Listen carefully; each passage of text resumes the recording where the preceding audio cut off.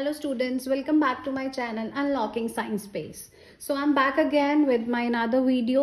अपने last video पे मैंने स्फेरिकल मिरर की इंट्रोडक्शन दी थी कि हम रे डायग्राम्स को स्टार्ट करने से पहले कुछ पॉइंट्स कुछ टर्म्स का हमें ध्यान रखना है. तो अब ये मेरी नेक्स्ट वीडियो में हम लोग रे डायग्राम्स करेंगे. तो रे डायग्राम स्टार्ट करने से पहले कुछ रूल्स हैं जो आपको फॉलो करने पड़ेंगे. बहुत ही सिंपल रूल है जिसमें फर्स्ट रूल यही कहता है कि अगर कोई भी कनकेव मिरर है या कोई भी स्फेरिकल मिरर है और उसके प्रिंसिपल एक्सिस के रे पैरेलल आ रही है ना, तो ये हमारा फोकस था, ये कर्वेचर था. अगर कोई भी रे पैरेलल आ रही है तो पैरेलल रे रिफ्लेक्ट होने के बाद फोकस से जाएगी. भाई ये आपका रूल नंबर है 1. ठीक है.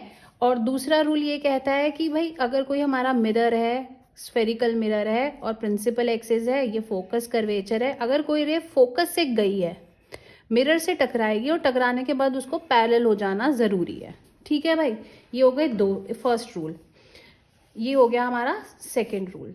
थर्ड रूल कहता है भाई जो कोई भी मिरर है हमारे पास, स्फेरिकल मिरर, ये पोल है, फोकस है, कर्वेचर है. फर्स्ट रे तो भाई पैरेलल जाएगी प्रिंसिपल एक्सिस से, टकराने के बाद फोकस से जाएगी ज़रूर. दूसरी रे कहता है भाई कर्वेचर से जाएगी हमेशा, और कर्वेचर से जाने के बाद मिरर से टकराएगी, रिफ्लेक्ट बैक होके कर्वेचर से ही वापस चली जाएगी. आप बेसिकली इन 2-3 चीज़ों को याद रखें रे डायग्राम्स बनाने से पहले. ठीक है जी. तो सबसे पहले हमें अब स्टार्ट करते हैं अपने स्फेरिकल मिरर्स के रे डायग्राम से. तो सबसे पहले हम बनाएंगे, जैसे मैंने आपको पिछली वीडियो में बताया था कि आप एक कॉनकेव मिरर बना लीजिए. कॉनकेव मिरर बना लिया, आपको इसका रिफ्लेक्टिंग सरफेस दिखाना ज़रूरी है. तो अब क्या करना है, बेसिकली आपको इसके बिल्कुल सेंटर से एक लाइन बनानी है. ठीक है जी, बना ली. इस पॉइंट को मैंने आपको क्या बताया था, पोल का नाम देंगे. बेसिकली आप 2-2 सेंटीमीटर के गैप पे लेंगे तो बेटर रहेगा आपके लिए. रे डायग्राम्स बहुत ही आसान और बहुत ही सही तरीके से बन जाते हैं. ठीक है. वैसे 1 सेंटीमीटर का भी ले सकते हैं, 3 भी ले सकते हैं, बट बेसिकली आप 2 ही लें तो आपके लिए आसान रहेगा. रे डायग्राम्स परफेक्ट बनते हैं. मैंने आपको पिछली वीडियो में बताया था जी, इसको क्या कहते हैं हम, फोकस, और इसको क्या कहते हैं जी, कर्वेचर. ठीक है जी. तो सबसे पहले अगर हमारा ऑब्जेक्ट जो है वो इन्फिनिटी पे है. इन्फिनिटी का मतलब जानते हैं ना आप, कि बहुत दूर है, बहुत दूर. ठीक है. मिरर से काफ़ी दूर आपने ऑब्जेक्ट को रखा हुआ है. जैसे मान लो कि आपका मिरर और आप सन की रेज को रिफ्लेक्ट करवा रहे हो, तो रूल यही है कि फर्स्ट रे जो आएगी, वैसे बहुत सारी रेज आ रही होती हैं, कोई 1-2 ही नहीं आ रही होती, बहुत सारी आती हैं. तो फर्स्ट रे आई भाई पैरेलल टू प्रिंसिपल एक्सिस. अब रूल क्या था हमारा फर्स्ट वाला, कि जो भी रे पैरेलल आएगी मिरर से टकराएगी, रिफ्लेक्ट होगी और उसको फोकस से जाना होगा. ठीक है जी. ऐसी ही एक और रे आ रही होगी. वैसे तो बहुत सारी आती हैं जैसे आपको पता है, बट हम मान लेते हैं यहाँ से एक और रे आई, मिरर से टकराएगी, टकराने के बाद रूल के अकॉर्डिंग कहाँ से जाएगी भाई, ये वेरी गुड जी, फोकस से जाएगी. अब आप ये एरो बनाना आपको बहुत ज़रूरी है. एरो नहीं बनाएंगे ना तो आपको मार्क्स कट सकते हैं पेपर में. तो जहाँ पे ये दोनों रेज एक दूसरे को मीट हुई हैं, आप देख रहे हैं यहाँ पे फोकस पे मीट हुई हैं, तो जिस पॉइंट पे ये दोनों रेज एक दूसरे को मीट होंगी ना, इमेज वहीं बनेगी. ये आपकी बन गई इमेज. तो इमेज का कैरेक्टरिस्टिक क्या है भाई, सबसे पहला है कि इमेज बनी है फोकस के ऊपर. दूसरी बात है, आप देखो बहुत छोटी दिख रही है. अगर आप सन की इमेज को अपने मिरर पे देखना चाहेंगे ना, तो ये बिल्कुल छोटी, हाईली डिमिनिश्ड इमेज दिखेगी, हाईली डिमिनिश्ड इमेज. ठीक है. और थर्ड है, जैसे मैंने पिछली वीडियोस में दिखाया था रियल इन्वर्टेड इमेजेस कैसी दिखती हैं. तो जब आप इसको ऑब्टेन करेंगे तो ये आपको स्क्रीन पे ऑब्टेन हो सकेगी और उल्टी इमेज दिखेगी, यानी कि इन्वर्टेड, क्योंकि रियल इमेजेस हमेशा इन्वर्टेड दिखती हैं. तो ये बात तो हो गई फर्स्ट केस की, जहाँ पे ऑब्जेक्ट इन्फिनिटी पे था.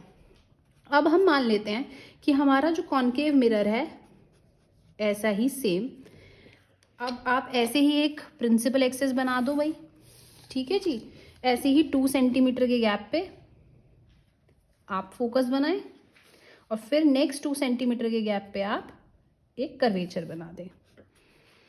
ठीक है भाई. तो आपने क्या करना है, बहुत ही सिंपल है. अपना ऑब्जेक्ट रखा आपने कर्वेचर के पीछे, ये आपका ऑब्जेक्ट है. कर्वेचर के पीछे का मतलब है आप पहले जैसे सन की इमेज ले रहे थे, आप उस ऑब्जेक्ट को थोड़ा आगे ले आए हैं. ये आपका ऑब्जेक्ट है. तो आपने क्या करना है, सबसे पहले इसके टिप से, बहुत बच्चे गलती करते हैं, कभी यहाँ से रे बना देते हैं, कभी यहाँ से ना, इसके टिप से आपने एक पैरेलल रे बनानी है प्रिंसिपल एक्सिस के. ठीक है जी. तो अब पैरेलल गई है तो कहाँ से जाएगी? ऑब्वियसली वो फोकस से जाएगी, क्योंकि रूल यही कहता है। और दूसरी रे को कहाँ से जाना है भाई? दूसरी रे को जाना है हमारा कर्वेचर से, क्योंकि हमारा रूल 2 क्या कहता था कि फर्स्ट रे तो पैरेलल जाएगी फोकस से और दूसरी रे को कर्वेचर से लेके जाइए। तो ये कर्वेचर से गई, जो रे कर्वेचर से आ रही है वो कहाँ से जाएगी? ऑब्वियसली कर्वेचर से ही रिफ्लेक्ट बैक हो जाएगी। अब देखिए ये दोनों रेज मिली है यहाँ इस पॉइंट पे, तो इस पॉइंट पे क्या बन गई हमारी? इमेज। तो इमेज हमारी कहाँ बनी? Between C and F। इसके अंदर आपको याद रखने की कोई ज़रूरत नहीं है, बच्चे कंफ्यूज जाते हैं क्या लिखना है क्या नहीं लिखना। तो इसमें कुछ भी लिखने की आपको ज़रूरत है नहीं, याद कुछ नहीं करना आपको, सिर्फ आप रूल्स को फॉलो करते चलो। 2 बेसिक सिंपल रूल्स हैं, उनको फॉलो करते चलो, आपको कुछ याद रखने की ज़रूरत नहीं है। तो इमेज भाई हमारी बन गई बिटवीन C एंड F। अब आप देख रहे हो छोटी बनी है, ये ऑब्जेक्ट एरो बड़ा है, ये और है छोटा है, तो ये हमारी बनी डिमिनिश्ड इमेज। डिमिनिश्ड का मतलब छोटी इमेज। और थर्ड एरो देख रहे हैं नीचे की तरफ आ रहा है, तो इस इमेज को कहते हैं हम रियल एंड इन्वर्टेड, मतलब आपको उल्टी इमेज दिखेगी। और अगर आप इसको स्क्रीन पे या वॉल पे ऑब्टेन करना चाहेंगे तो ऑब्टेन कर सकते हैं। सो ये हमारे थे आज के 2 रे डायग्राम, जब ऑब्जेक्ट इन्फिनिटी पे है और जब ऑब्जेक्ट बियॉन्ड सी है। बियॉन्ड सी मतलब बियॉन्ड कर्वेचर। ठीक है जी। तो ये 2 रे डायग्राम्स मेरी इस वीडियो में है। फॉर नेक्स्ट रे डायग्राम्स के लिए नेक्स्ट वीडियो का वेट करेंगे। तब तक के लिए thank you, keep watching, liking and subscribing my channel.